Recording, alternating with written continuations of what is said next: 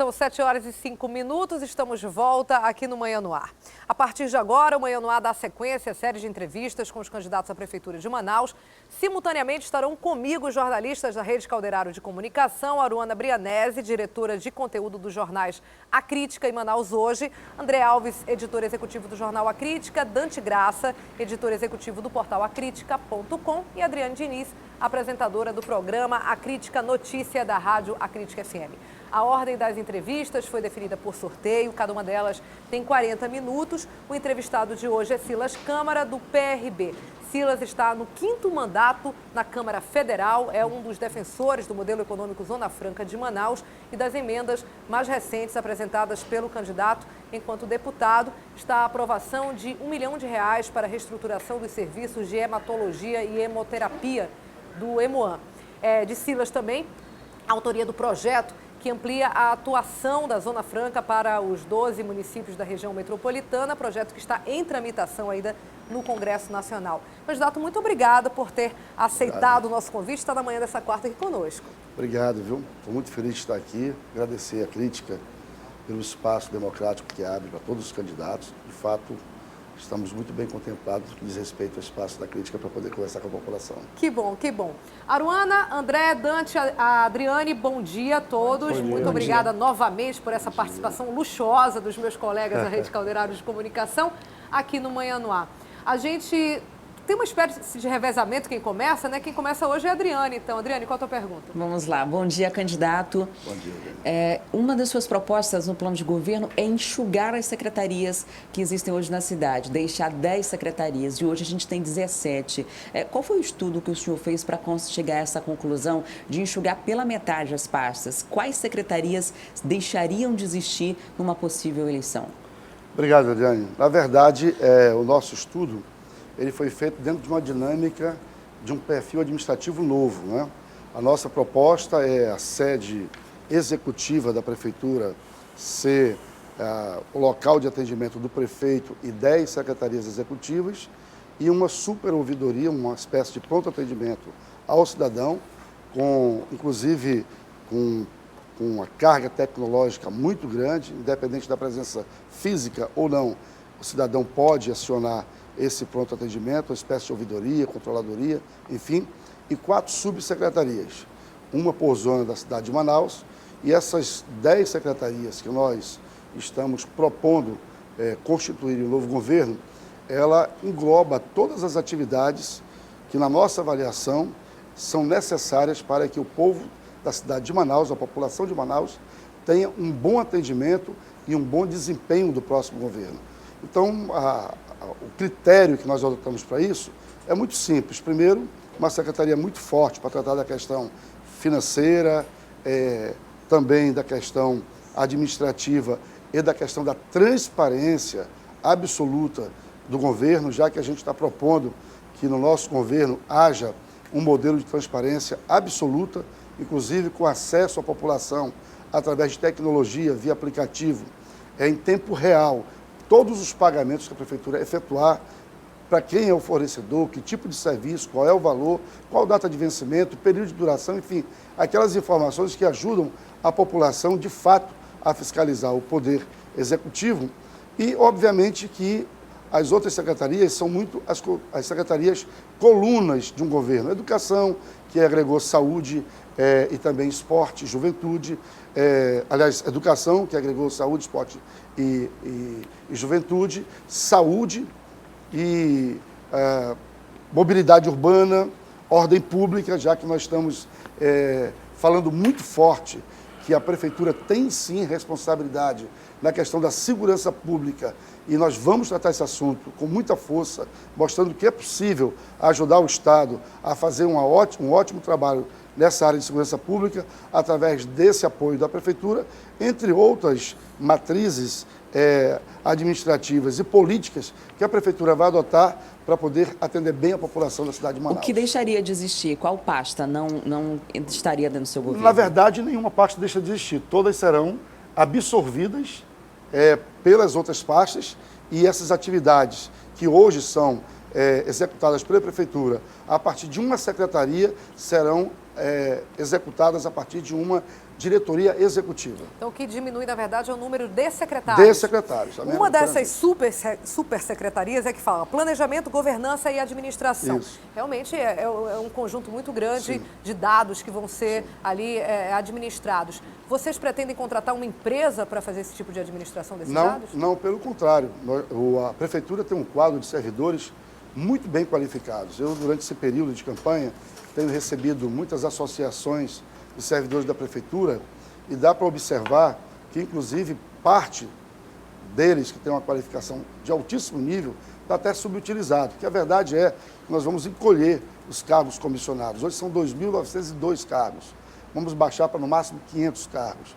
E nós queremos utilizar os profissionais, os funcionários de carreira da Prefeitura para exercer essas funções que têm uma característica muito forte de fiscalização, de controle e de administração também, até para valorizar os cargos de carreira e instituir um novo momento na Prefeitura. É bom dizer que a Prefeitura de Manaus hoje, com 17 secretarias, é impressionante que a transversalidade entre elas é um desafio muito grande. Essa questão de você analisar as secretarias e da forma como você vê, dá uma dimensão muito grande, você pode observar que de fato tem uma dimensão muito grande, mas são todas atividades muito afins e que trabalham muito juntas, que portanto, tendo a Prefeitura e o gestor, o secretário executivo no caso, capacidade de gerir essa questão de forma executiva, com os 3 departamentos trabalhando entre si, quem vai ganhar é o povo de Manaus e também a otimização do serviço público da cidade de Manaus. Candidato, o senhor chegou a comentar já aí rapidamente sobre segurança pública, né, dizendo que vai investir bem nesse tema. O senhor tem uma proposta de comprar horas extras de policiais civis e militares. O senhor não teme, né, esses profissionais já têm uma rotina desgastante, né, até por conta da falta de estrutura, do aparelhamento todo. O senhor não teme colocar a serviço da Prefeitura profissionais desgastados que vão acabar não desempenhando tudo aquilo que podem numa função tão importante? Não, eu não temo pelo seguinte, vou explicar para você. A verdade é que todos os servidores, todos os profissionais de segurança pública do Brasil, sejam eles militares, bombeiros ou civis, eles têm uma rotina. Agora em Manaus, por exemplo, a Assembleia Legislativa aprovou muito recentemente uma atividade de 12 por 72, se eu não estou equivocado. O que significa dizer que esses servidores, nessas horas de folga, eles vendem as suas folgas para os empresários. Sabe o que acontece? 55% das mortes ou de qualquer tipo de ocorrência com policiais ou com profissionais de segurança pública não ocorre exatamente quando ele está exercendo a sua atividade principal, mas quando ele está fazendo o famoso bico. Então imagine você que utilizar esses profissionais que pode estar desgastado fisicamente, eu nem contesto isso, porque cada pessoa tem um limite, mas é bom dizer que mesmo tendo esse limite, ele continua exercendo a sua atividade paralelamente na atividade privada. Como a legislação permite, e esses profissionais têm uma carga de preparo muito grande, e a atividade que nós pretendemos exercer na área de segurança pública não tem o mesmo desgaste ou a mesma quantidade de carga que tem numa atividade normal, eu não vejo nenhum problema. O nosso grande desafio é trazer para a população de Manaus, e nós vamos fazer isso, se Deus quiser, e a população nos der a oportunidade, um novo momento e uma nova demonstração de que segurança pública é sim também responsabilidade da Prefeitura. Candidato. Com boa iluminação, pois não? Candidato, essa é uma proposta que tem 2 lados, né? A respeito desse assunto, o senhor já combinou isso com essas corporações? Eles aceitam, eles querem? E segundo, o senhor vai estar oficializando o bico, é isso? Não, eu não vou estar oficializando bico. Eu vou estar adquirindo hora extra de policiais militares, de policiais de bombeiro, policiais civis, que queiram trabalhar na sua hora de folga numa atividade que é muito mais, vamos dizer assim, acessível à sua capacitação do que uma atividade de bico. É bom dizer que isso não só ajuda o policial militar, mas como protege sua família. Acabei de dizer que 55% das mortes de policiais militares, civis e bombeiros não são na sua atividade principal, mas na atividade de bico. Uma outra questão muito interessante de se falar é que esses profissionais, eles vão ter na Prefeitura uma atividade que é muito voltada para a sua experiência, inclusive, vocês todos sabem, o meu vice é o Coronel Amadeu, que foi quem implantou o Ronda nos Bairros na cidade de Manaus. E com um perfil muito semelhante de relacionamento comunitário, nós vamos adotar a implantação do Ronda Comunitário, que é a presença do guarda municipal em áreas públicas, em áreas comerciais, em áreas comuns da prefeitura, em escolas, postos de saúde, enfim, nos pontos que a prefeitura de fato tem e pode gerar uma participação importante na segurança pública, além do que lhe é comum. O negócio da energia, asfaltamento de ruas e becos para facilitar o acesso de carro, de fato, trazer as áreas comuns para o domínio da prefeitura, entre outras atividades. Queria voltar à primeira parte da pergunta do André. Já foi combinado isso com a corporação, porque a legislação coloca, sobretudo para essas pessoas que trabalham com segurança, um limite de horas. Elas já recebem para trabalhar só aquela quantidade de horas e, por isso, o bico é proibido na corporação. O senhor já combinou isso com as corporações? Não, o bico, na verdade, não é proibido na corporação. Tanto que todas as pessoas sabem, eu não conheço ninguém punido por fazer bico.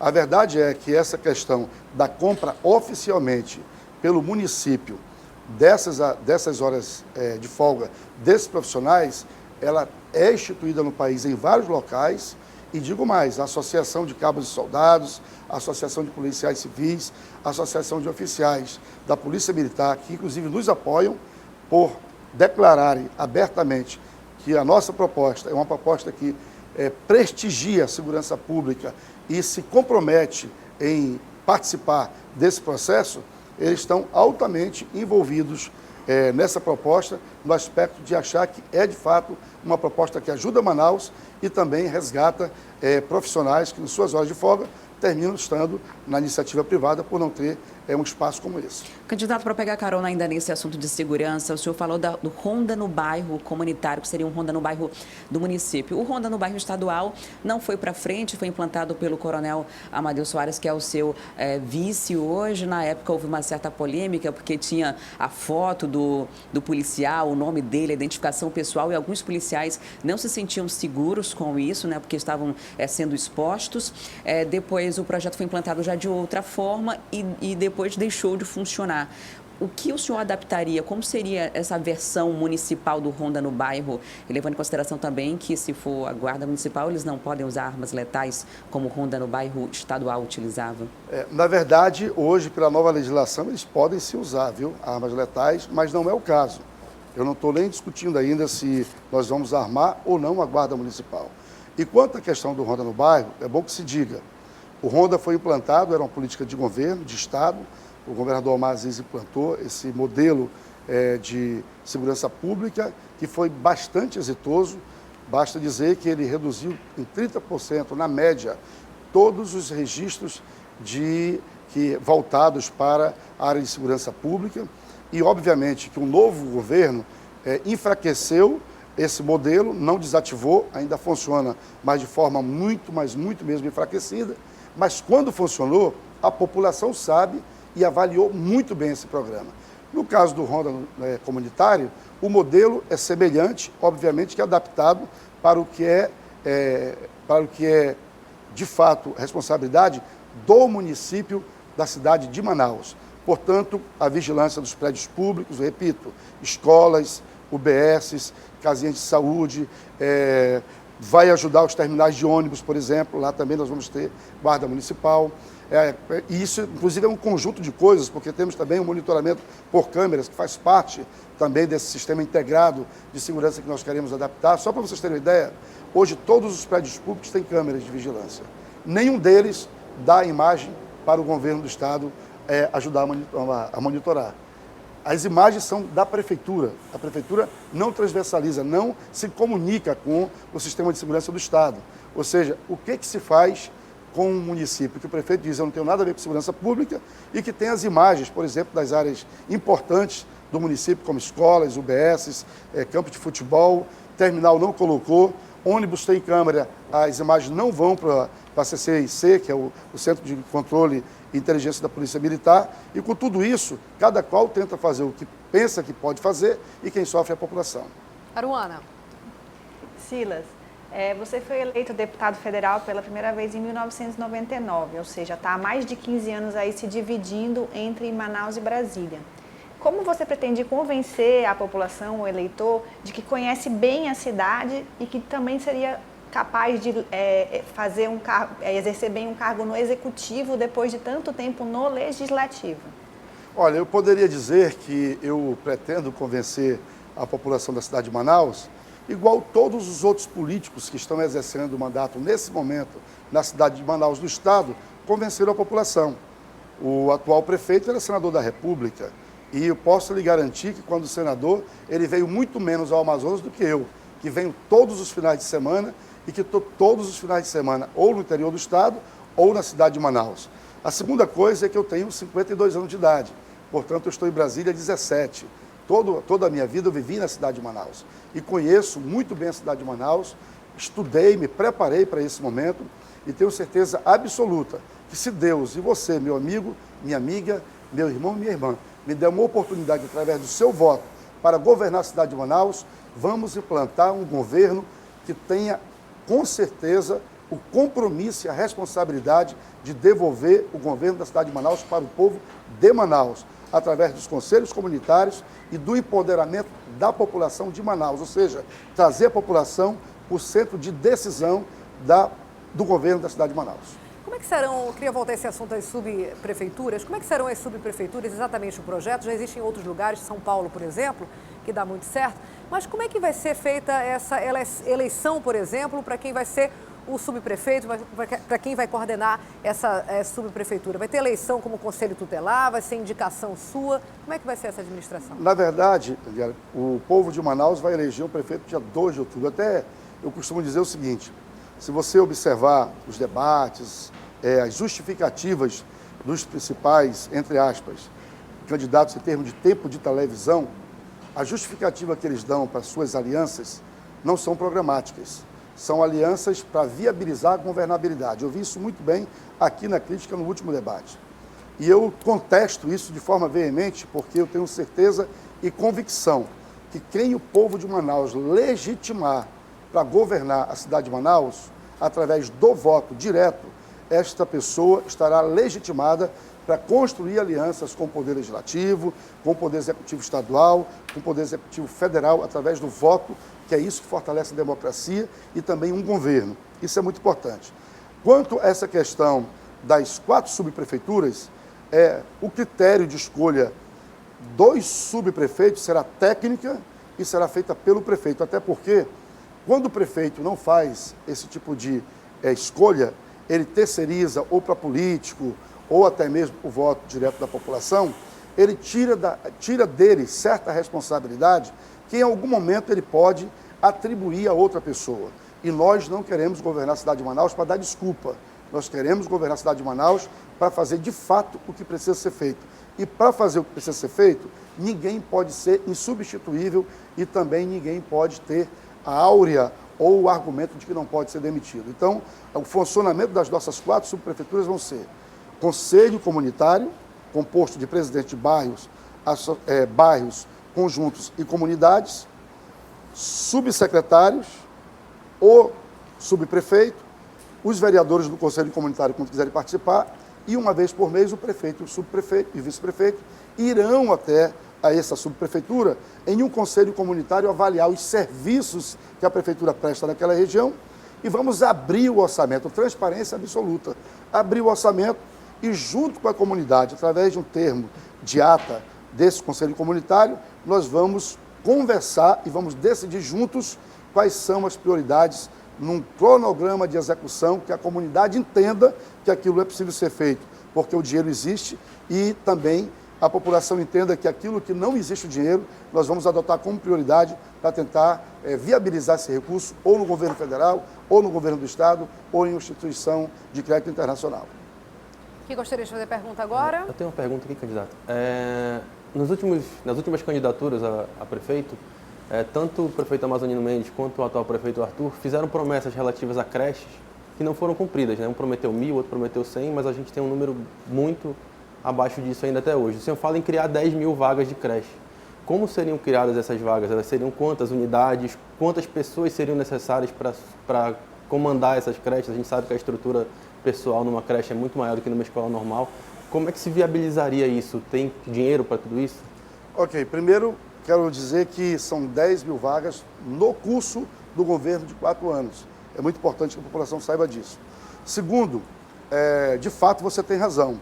Os 2 últimos prefeitos prometeram 1.110 creches. Não chegaram a fazer 15.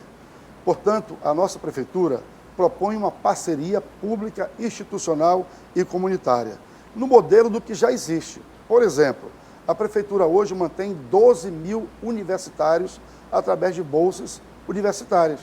Qual foi o critério que a prefeitura adotou? Simples.